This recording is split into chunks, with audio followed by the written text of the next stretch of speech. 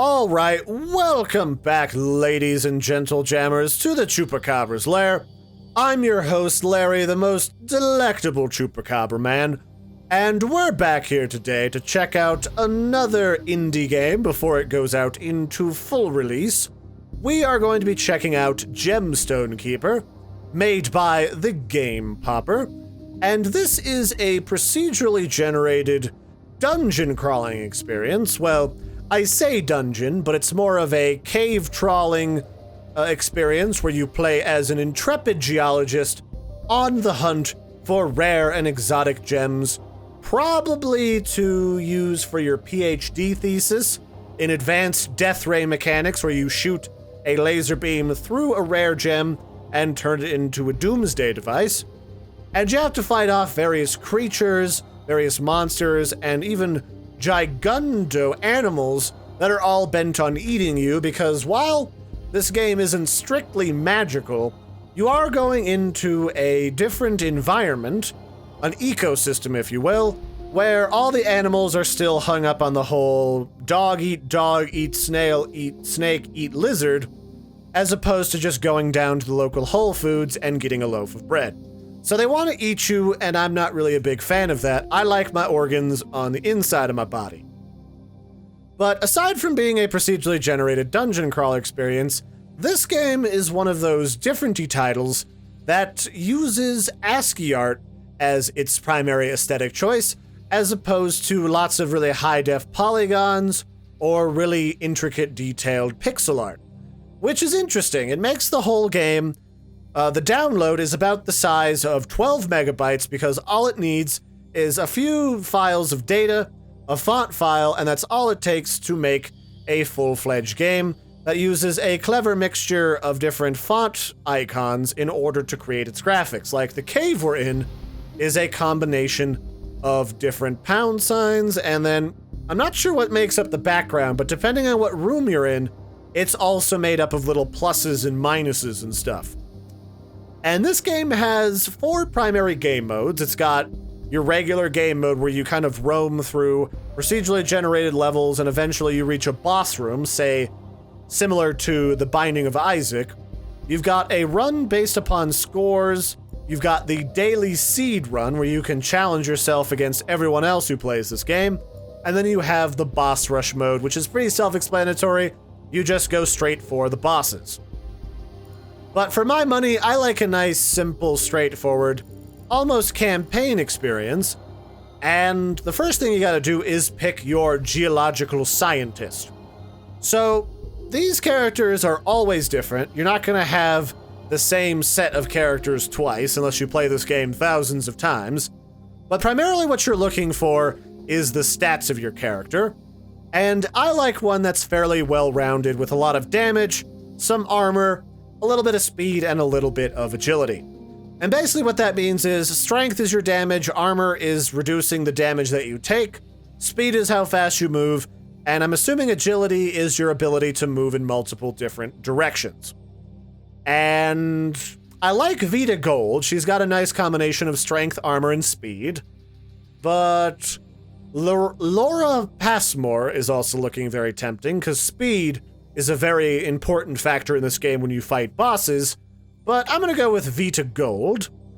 And here is our starting hub world, where we can go to the shop and we can buy different weapons, because our primary weapon is just a standard handgun that just shoots a little, what is that, a bracket at different enemies. You can also get a machine gun, which shoots things even faster. You can get a spreader or a shotgun. You can get a scatterer that's kind of shoots off in random directions. You can get the backfire, which shoots in front of you, behind you. Or you can get a laser sword, because who doesn't want to be a Jedi? I mean, I don't know a lot of scientists that aren't at least a little bit nerdy. So if they were given a lightsaber to go kill, like, bats and rats in a cave, I don't think they'd say no. But we don't really have any money right now, so I'm just gonna wander off into the caves. We can also go see this gallery, which is like the collection of different objects that you found in your game. And there's a lot of stuff that you can find inside the game. A lot of different files. There's also some people down here. These other little @ symbols, I'm assuming, are other human beings. But there's a lot of different stuff that you can collect. But we're just gonna jump in and start murdering stuff. And you know, it kind of occurs to me that in a game that isn't really magic-based, it's interesting that you dive through a magical purple portal. But I guess that's a question for another day. So here we are, we've spawned inside of the cave, and all we've got to our name is a handgun, which admittedly is pretty good. I mean, in some countries that's practically better than cash. And we're going to use it to break these different rock formations, which all drop things like coal or copper ore. And we're also going to run into different animals made up of other Ascii Art characters, like sixes, like that right there. That sounds kind of like, I want to say that sound kind of makes it out to be like a rat or some type of subterranean lizard creature. And that's one of the different critters that you can run into, but you can also run into bats like this that are made out of a little 0 or an O, surrounded by little brackets, lines, or slash marks. And each one of these characters has a very specific behavioral pattern. The rats kind of dart around and then eventually go for your face or your throat. I mean, this is the survival of the fittest. They're trying to get something to eat, and we happen to be very flavorful. I probably shouldn't have worn my musk that was like, bed, breakfast, and rat chow, but, you know, go figure. When you're trying to stay with the local fashion, sometimes you run into trouble. But then you've also got bats, which kind of swizzle around your character in like a circling pattern, and then they eventually strike at you when you least suspect. Or they might not actually be trying to strike at you, maybe they're just trying to compliment you on your hairdo. I'm not 100% sure on that, but I don't really want to find out. So now we're starting to find some spiders, which are made up of a 0 and an equal sign, and some other little slash marks that kind of indicate that they're walking. And I gotta say, like, of all the creatures I wouldn't really... Ooh, hello. I wouldn't really want to be stuck in a cave with, probably big spiders. Like, I can handle snakes. Snakes are fine. Little spiders, that's cool too. Tarantulas, kind of friendly, kind of cute. Although their hair makes your hand itch. But giant spiders, nah, not my favorite. I would honestly prefer lizard people that really want to peel my skin off and eat it rather than have spiders. Just something about having your organs liquefied, not really on my to-do list for a regular Saturday, but who knows? Oh, and here we go, we got different snakes as well.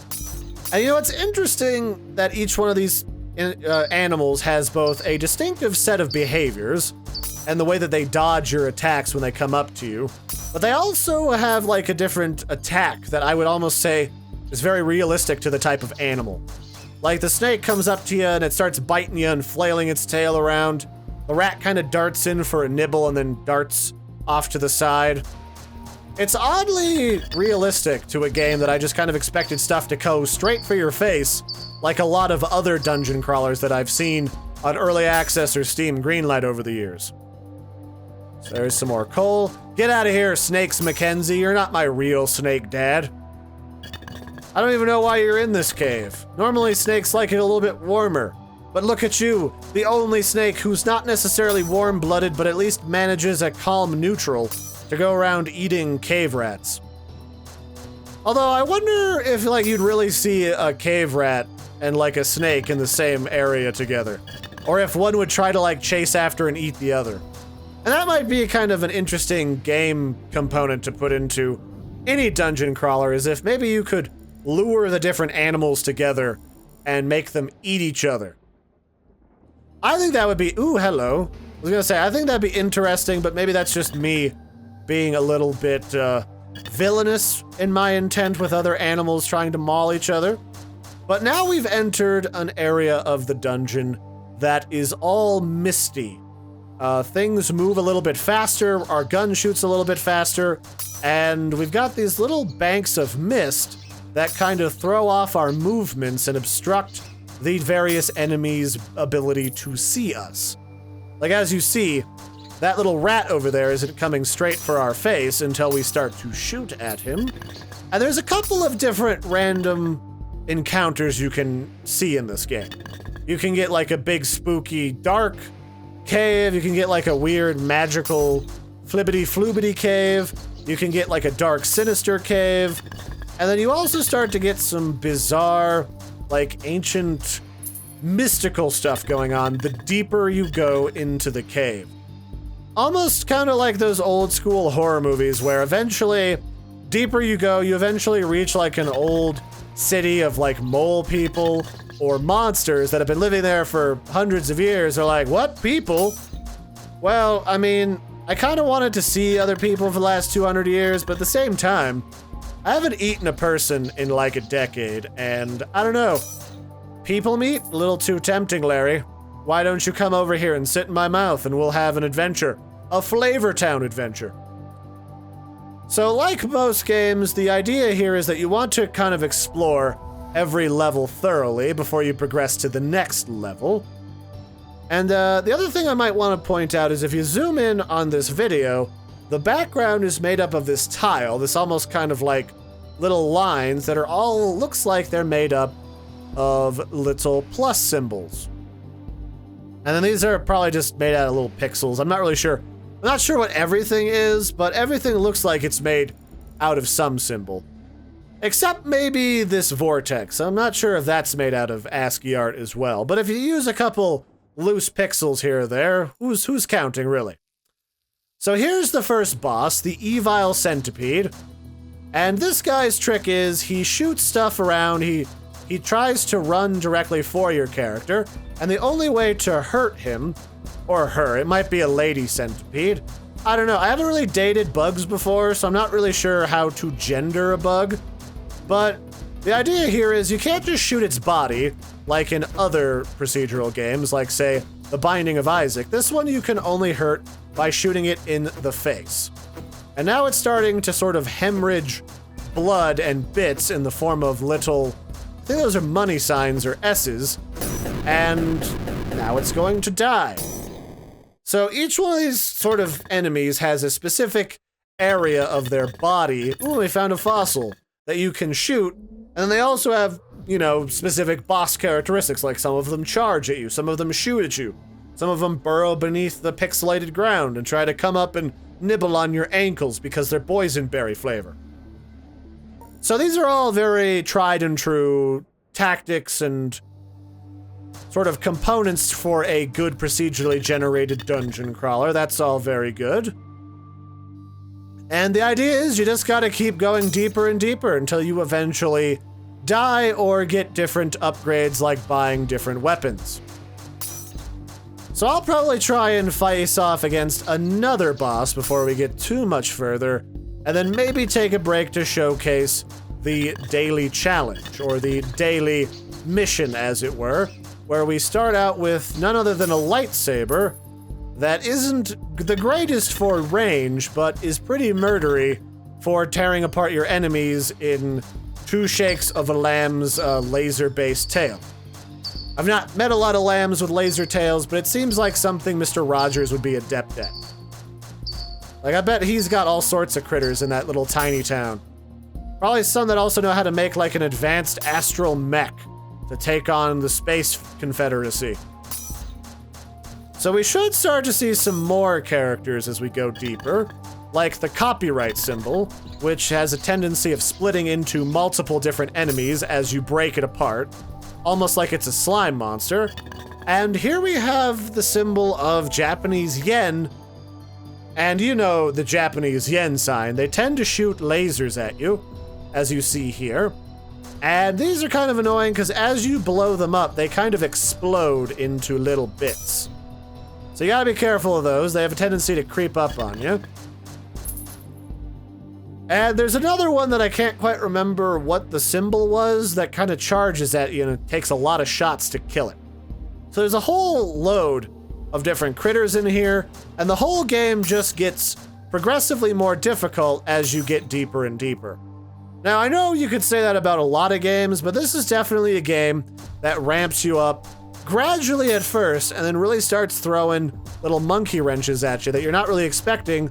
Like, suddenly you get mystical with enemies that literally shoot magical death rays. I mean, I know that in archaeological school they told you to beware of, like, mummies' curses, or, like, ancient aliens, like ancient astronaut people are all over Netflix lately. But I don't know about magical death rays. Like, that wasn't in the pamphlet. Indiana Jones ever fought magical death ray. He just fought old Nazis and communists. So, I mean, I haven't seen a Nazi or a communist that I have to destroy in this game yet. But, I mean, you never know. Like, these crazy caves, there could be mummies, there could be Dracula, there could be Space Dracula. Probably the scariest thing that you could encounter. So, who is to say? But this is primarily the game. You run around with your gun, you explore the cave, and you murder different things. Now, the one thing I could see as a setback or a downside for people purchasing this game is probably the price tag of around $10.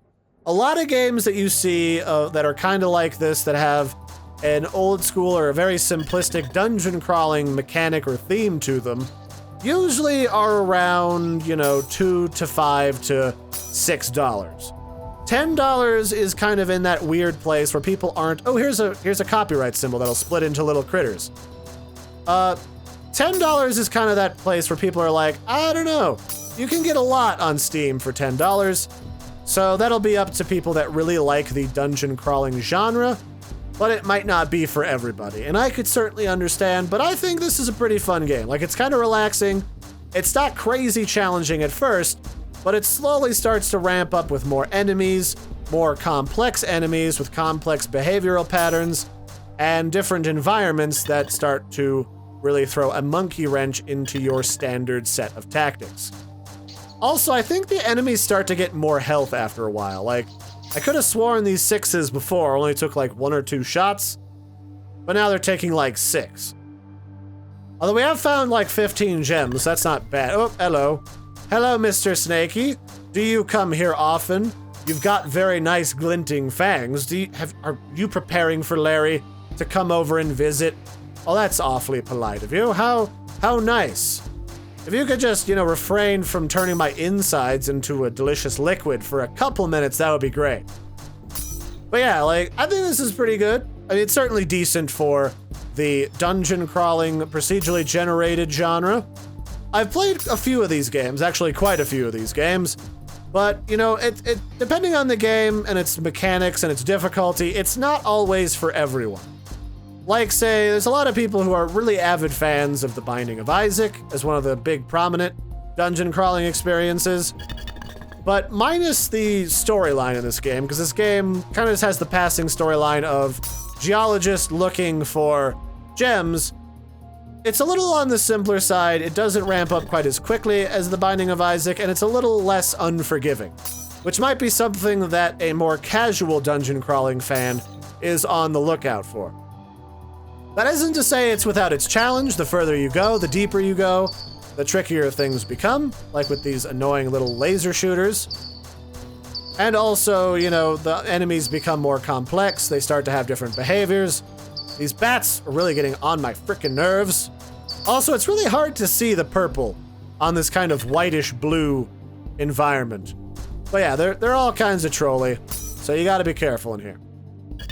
And then 1 in 10 of these monsters will also drop a gem of some variety. Okay, I don't need... Oh, getting stuck on stuff. Nope. Bad, Batsy. Bad. I thought we were friends, Batsy. Why? Why would you do this? Okay. So let's see if we get another boss. If not, we'll probably jump out and take a look at the lightsaber. So what do we got? Is another boss? Possibly another boss. No, but explosive mortars can hurt others or yourself. Whoa, okay. Oh, so there's exploding stuff now. That I was not expecting. So you gotta be careful about exploding rocks now. That's just another example of the different changes in terrain. But if we return to the title screen, we can play the daily run. And the daily run features a specific character for the day that has specific stats and it has a specific weapon. Now, when I was playing this earlier, oh, nope, we don't get a specific weapon. Okay. But maybe it's just the specific dungeon. So it looks like we have like a dart thrower that shoots very cute little darts, but throws them all over the place at a little faster firing rate than it would before. So that's actually a little bit cooler. If you just had a guarantee of a specific weapon on a specific day, that might get a little bit boring, especially if you want to run the daily challenge more than once or twice. But this is just a specific character that you get with a specific dungeon, or a specific dungeon seed. It looks like it's a little bit different than the one I played before.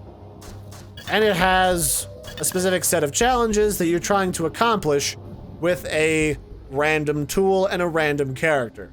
So that's fair.